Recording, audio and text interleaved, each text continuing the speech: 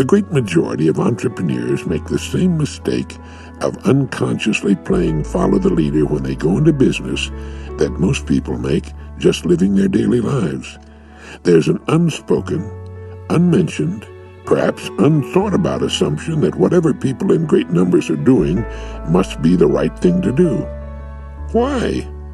The great majority of people do not achieve unusual success. Why would we expect that getting in the same line with them in any endeavor would result in any sort of remarkable success? By looking, that is to say, by appearing to be no different from all the other people in that line of business, I can see to it that I'm competing with all the others who, of course, have a head start on me. That's why the fast food chains, McDonald's, Burger King, Wendy's, and the rest have been successful. Nobody in the small towns and neighborhoods in which they're located had the brains or creative talent to start an independent operation as fetching and efficient. I know that because I drove my car from Southwest Florida all the way to Carmel, California without seeing a single independent fast food operation with a sign reading, "If we can't serve you better, more delicious food than the big fast food chains, we'll pick up your check." Hey, don't try to buck the big boys, goes the myth, and myth it is. The fact is that a local, well-managed operation can beat a national chain operation hands down every time. And local can grow to regional, and it can still whip the pants off the national operation. It can be built into a fine, very substantial business and then sold for a ton of money, or gradually expanded into a national organization. I can remember when people were saying, "Hey, wait a minute, you're not going to compete against Hilton Hotels, are you?" Well, dozens have, and most of them are waxing fat and prosperous.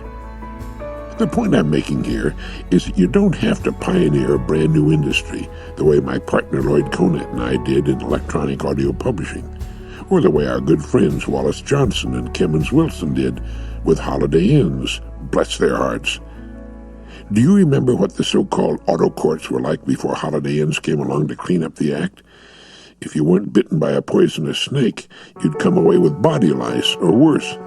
Holiday Inns did for the traveler, especially the traveling family, what Louis Pasteur did for milk and foods.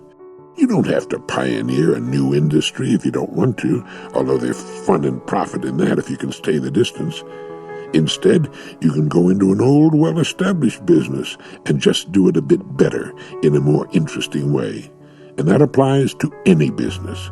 There isn't one that's being done as well as it could be. It's all a matter of how hard you want to work, for how long, and how creatively. And keep in mind that competition only exists at all if you choose to play follow the leader.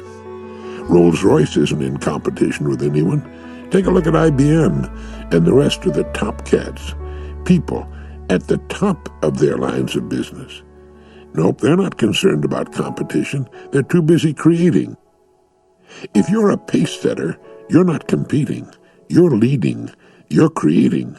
You've carved your own niche out of the market, like my company, the Nightingale Conant Corporation of Chicago, doesn't have any competitors. We have copiers and also RANs. Sure, that's the sincerest form of flattery. But competitors? No. We never will have as long as we have the gung-ho creative management we've got and the team that puts it all together.